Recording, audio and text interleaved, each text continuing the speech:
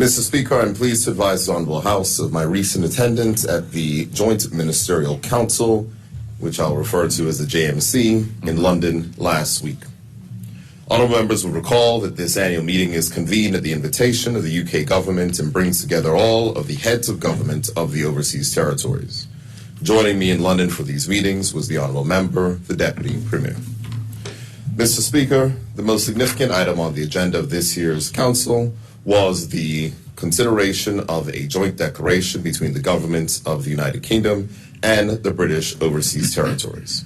The commitments within the declaration will guide a UK internal strategy outlining how the United Kingdom will fulfill its commitments and obligations to the territories across every Whitehall government department. This joint declaration represents significant developments in the relationship between the United Kingdom and its overseas territories.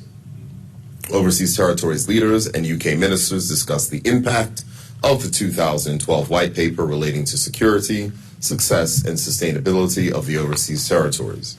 And there is a broad acknowledgement that the 2012 White Paper has run its course. Mr. Speaker, in preparation for the JMC, I wrote to the Minister for Overseas Territories, David Rutley, at his request, expressing our views on the proposed strategy for overseas territories and Bermuda's ambitions.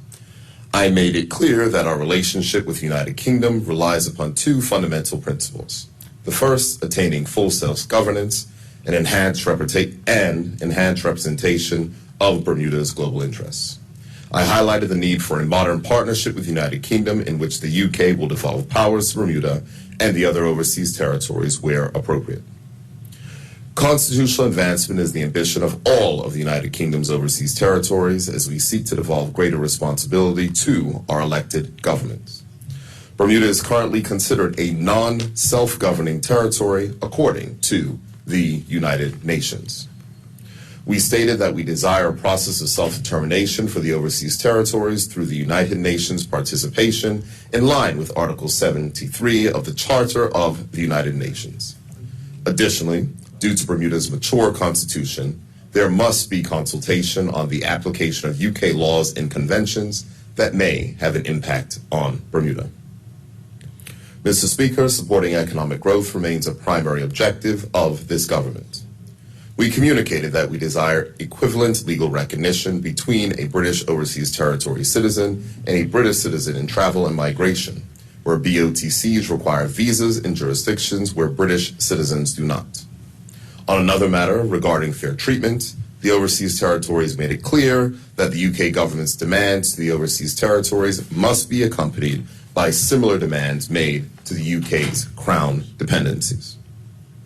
Mr. Speaker, the UK will support closer links between the British overseas territories and the Commonwealth, and we will work together to examine options for the greater participation of the territory governments and Commonwealth organizations. The United Kingdom will ensure there is, at a minimum, an effective mechanism to consult British overseas territories governments in exceptional cases when proposed new UK primary legislation extends to their territories. It was stated that the United Kingdom will improve its processes for consulting and informing British overseas territories regarding new international obligations.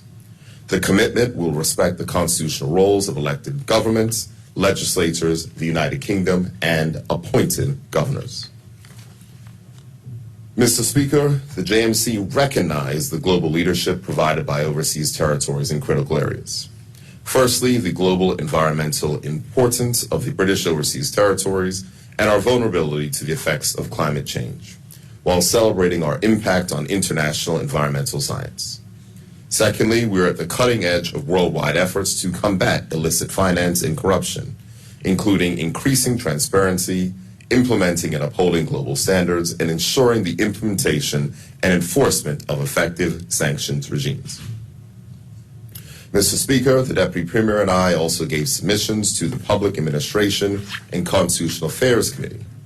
We discussed Bermuda's uniqueness amongst other overseas territories, specifically in relation to our Constitution.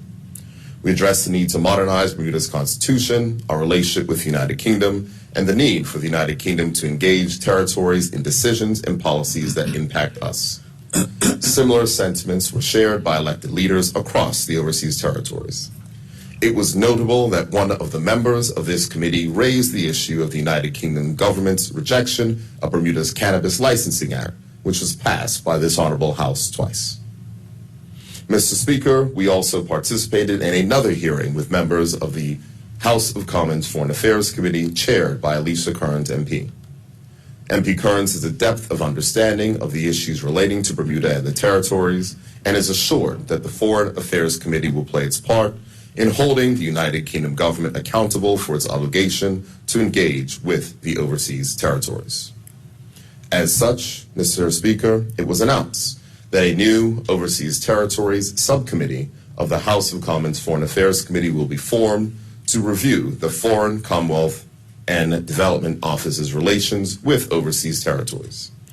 This subcommittee will examine how the Foreign, Commonwealth, and Development Office conducts its relationship with overseas territories and will probe how the United Kingdom government performs against its commitments to the overseas territories.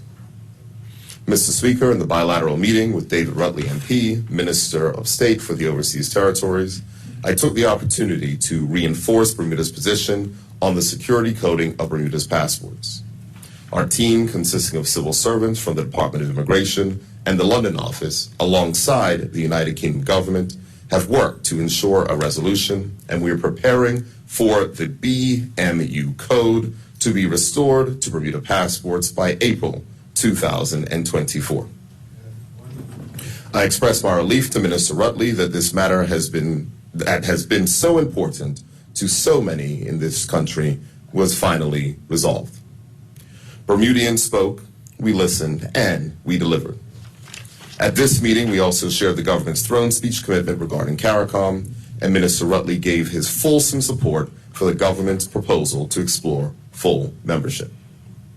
Mr. Speaker, the issue of publicly accessible registers of beneficial ownership continues to remain a priority in our discussions with the United Kingdom government. Bermuda's position remains firm. We have committed to publicly accessible registers within 12 months of the publication of the implementation review of the European Union's 5th Anti-Money Laundering Directive. Bermuda will then bring into effect the legislative framework to establish public access to beneficial ownership data held in a central register, mindful of the recent European Court ruling that stated that privacy rights that may be infringed by a public register must be balanced by a legitimate interest test for those persons seeking to access that register. Mr. Speaker, finally, I had the privilege to meet with Ms. Taylor Imani Bean, who proudly represented Bermuda at the UK Youth Parliament sitting last week Friday. Ms. Bean spoke passionately to her peers about addressing antisocial behavior amongst the youth in Bermuda. Ms. Bean highlighted that the concept of communal supports in raising children has diminished and spoke about Bermuda's National Youth Policy, a throne speech pledge from 2020 that this government has delivered. Mr. Speaker, the Youth Parliament is to be congratulated for their work in developing an essential space for the voices of our youth to be nurtured and heard. And I'm pleased that this gathering in the United Kingdom will now be an annual opportunity for Bermuda's youth parliamentarians. Mr. Speaker, the overseas territories are a diverse family of primarily small islands, ranging from places like Bermuda with advanced economies to islands like Pitcairn with a population of less than 50 persons.